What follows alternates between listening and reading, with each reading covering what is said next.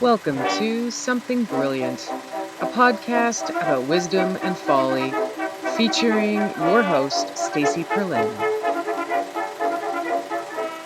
Hey, all right, so we are here again for another episode of Something Brilliant. And we're going to be talking about two things today. The first is confusing a lack of faith with nihilism. The other one is distraction disguised as opportunity. Now, these are timely with the new moon energy still among us, this sense that we are in the dark with where to go, how we feel, what we need, what makes sense. Because traditionally speaking, full moons are when we let go of things, and new moons are when we hold things close. We have a hard time holding things close this new moon because there are a couple of things that are pushing and supporting us letting go of things that are no longer of service to us, no longer necessary, and no longer applicable. We are letting go of identities and the dreams we had for ourselves, the future, those that we thought were going to be in our lives. And it's this incredible opportunity for us to redefine things. But what happens is, and what can happen as part of that process, is we lose our story. We lose our stories of how we thought our future was going to be. And so rather than rush to redefine, which can be part of it as well, we go through that process, there's this encouragement for us to take a moment and ask ourselves, what do we really need right now? How do we want to move forward? And if our way of understanding the world has changed, then where do we want to look for that? Or where do we want to make that a focus in our lives moving forward? How are we going to tell that story? And that's how nihilism, that nothing matters, everything is meaningless, can come up, right? Because you are in this liminal space between who you were and who you are going to be. We forget about the beauty of the person that is right now because we're still saying goodbye to the person that was. And we're really unsure about the person that we are about to become. I say that it's a lack of faith problem because once we remind ourselves of why we're here, who we are, what we care about, all of a sudden the pathway becomes more clear, or at least the framing and the context of the story becomes more apparent to us. And we're able to have faith that there is a space for us to belong, that there are relationships for us to be a part of, that there are working opportunities that are going to make sense for us and allow us to express a higher vibration life than we ever thought possible, that we've ever lived before. And this is what I'm talking about when I refer to the rainbow of our experience. It's not to say that we've lived only in the grays, it's just that compared to the rainbow of what's ahead of us, it's like we're living in the grays. And there's still so many rainbow hues in front of us to understand how we're human and how we can connect and what love can do for us and how our work can actually embody a different version of us, how we can manifest and co-project a future and a better destiny for ourselves, right? So, to take it back a step, because that got very big very fast, when confusing a lack of faith with nihilism, embracing the nothing matters for the time that you're going to be feeling this is actually helpful. I was about to say it's not the end of the world, but it actually helps you end the old world so that you can birth the new one. And that sounds really daunting, right? I don't want to create an entire universe. However, the funny part is you're creating a universe from the moment that you were born. That is your reality. You are projecting an entire world. And no two people are projecting the same universe. We like to agree on a few things, and that's what we say is our shared reality. That's what we refer to as our shared histories. But for the most part, we're actually projecting an entire reality all on our own. So when we think about that responsibility, the nihilism makes a lot of sense.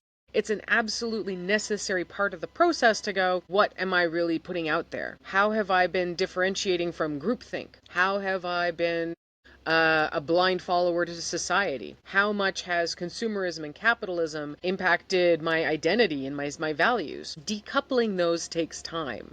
We can get caught up in perfectionism and say this is the ultimate story that's going to mean that we never deal with this ever again, which doesn't exist. Creating the new process, the updated protocol, the updated systems that are going to help you move forward more consciously and more cognizant of how your actions right here, right now, are affecting your desire and your dreams for where you think you're going. The lack of faith And the nihilism piece says, the more that we understand who we are, the more we have faith that there is a place for us, because we are creating that place by projecting the reality that we want to be a part of. And that helps other people create a world that they want to be a part of. And the beauty of that is that the celebration and the coming together and the connection is naturally inherent within those, just as it is naturally inherent within the worlds that we're currently projecting. So that's that piece for us to think about. The second piece is distraction disguised as opportunity. Opportunity disguised as distraction. You can go both ways on this, because the way that we look at opportunities, especially when we're coming from a place of, liminal thinking, middle spaces, we can rush towards the external, defining our personal processes and our personal soul's missions, right? Our soul mission. For us to be able to move forward in a way that allows that soul mission to unfold for us means shutting down the distractions, taking back our power. One of my other favorite words of talking about taking back power is adulting, right? Because it doesn't look the same for any one of us, but is an incredibly meaningful and essential experience as we gain emotional maturity and move forward and progress and grow in our lives. When we're thinking about I've reaffirmed myself, my identity, and how I believe that the world could be. And then I run out to go do some of those things. And then I remember I'm not supposed to be rushing, because rushing to doing means that I'm not taking the rest, relaxation, and recovery time that I need. Just saying, that might have happened to me. Might be part of the process of looking at the distractions. It's easy enough, right? Get rid of this, get rid of that. We can cut out this addiction. We can cut out that phone time. We can improve our sleep. It's harder when we have things in our lives that we see as genuine opportunities to help validate who we are. By looking at those opportunities and asking a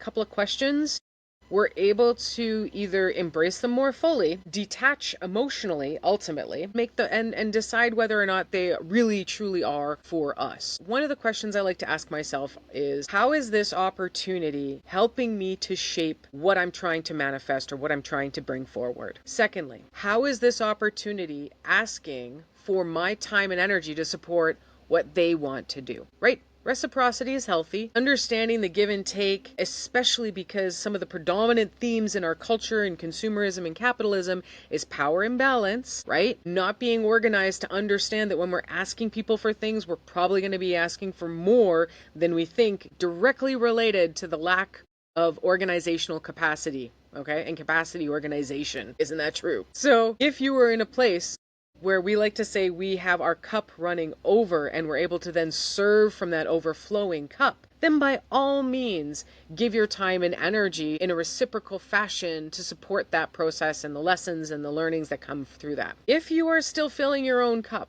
identifying your own cup, figuring out what you've been getting rid in order to make room in your cup, then your onus is back on yourself. You can't learn when you know everything. You can't help other people if you're the one that needs help. And that's how we end up hurting when we try to help. That's how we end up weakening ourselves, thinking that we are giving back. This is how the martyr complex is such a popular ideology and personality trait within our current society. If we're making the conscious decision to soften, which is very much the theme of awakening and the healing journey, and healing that overly predominant shift on masculinity and values over to the feminine, that softening requires us to be open to receiving. One of my favorite parts about this was realizing, I've been working so hard towards these goals, these results, this love, this life, this dream. I'm not making room to be able to enjoy that love, life, or dream. I'm not being able to hold space for those things to come forward, for myself to enjoy that process, because I've identified them as a result and something to achieve. And as we know, no person wants to be seen as a trophy that then sits on a shelf. No project succeeds that is great on paper, but lost when in executing within community and fully realizing its capacity. And when we think about our dreams, we can't move forward by saying, I'm going to live, a beautiful life that's going to be full of prosperity and abundance. How, right? What steps are we taking to validate that for ourselves, to work with how our brain works, to work with how energy works when we're giving these innocuous statements of some obscure result. So those are the two things I wanted to talk about because I hope that it prompts some thinking for you around these ideas. It certainly has for me. And ask yourself, okay, so where am I feeling that I just don't have the energy or the wherewithal, and I feel that genuinely things don't matter? In that area of my life, am I rushing to fill that gap?